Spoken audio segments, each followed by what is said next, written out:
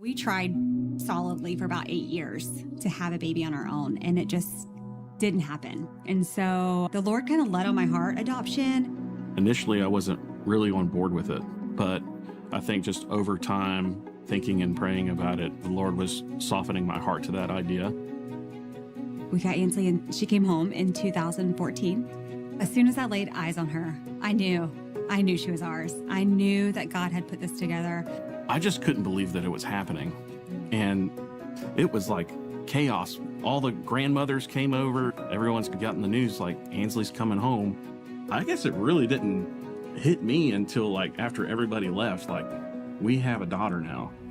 When we got her and took her home, we didn't know anything about what we will soon learn of her medical condition. We didn't know anything. And so we were trying to feed her a bottle and it just wasn't working. And so I thought maybe it's our bottles, maybe it's me, like, I don't know what's happening. And then she was doing these movements and we couldn't figure it out. We went to the doctor the next day. He took a look at her and said, "You don't want to adopt her. She won't live. If she does last any years or live at all, she won't amount to anything. She's basically brain dead." She had microlissencephaly, which basically means a small, smooth brain. So through her whole life, she was aging physically, but mentally she wasn't. So she was always about a newborn level. I just remember feeling hopeless sometimes, you know, because there's nothing that I can do to help Ansley with this, you know. I'm completely powerless, and for a dad, that's just the toughest thing. And so I had no choice but to just ask God to give me the strength to, you know, be strong for my wife, be strong for my daughter, and help us get through this.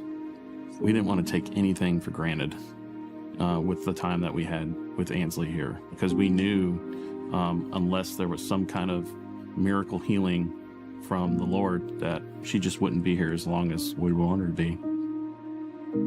In 2024 is when we started noticing some changes with Ansley and just started finding ourselves in the hospital more. And then in 2025, we were introduced to the pediatric hospice program. And so they came by and talked with us and said, "Ansley's showing us that she's ready to go.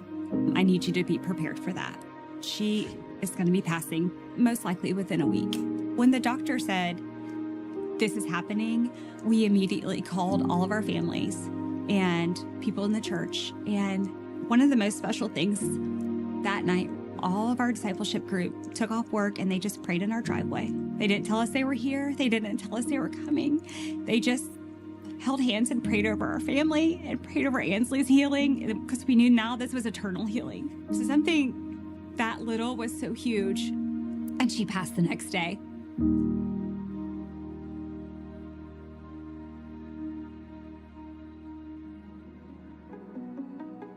After Ansley passed, we just spent time in her room, just holding her hand. I brushed her hair again. I changed her clothes. I wanted her to be in fresh pajamas when the funeral home came and took her.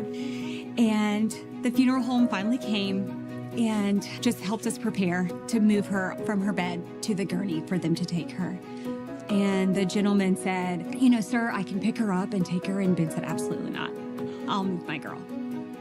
That was like the honor of my life, really. And it's just being able to hold her one more time and give her to Jesus. And it's a moment that I'll never forget. I'll never forget it. And I felt just like the peace just overwhelmed me in that moment. Like, she's okay. Like, she's doing better than any of us right now. We don't really talk about like her passing. She's healed. She's healed. And so that was what her celebration of life was about, was her healing. It's been so neat to hear people being able to share Ansley's story and about God with the people, and how God designed her to be that way, and how she touched people's lives, and then now how she's eternally healed. So if one person comes to know Christ because of her, everything's worth it.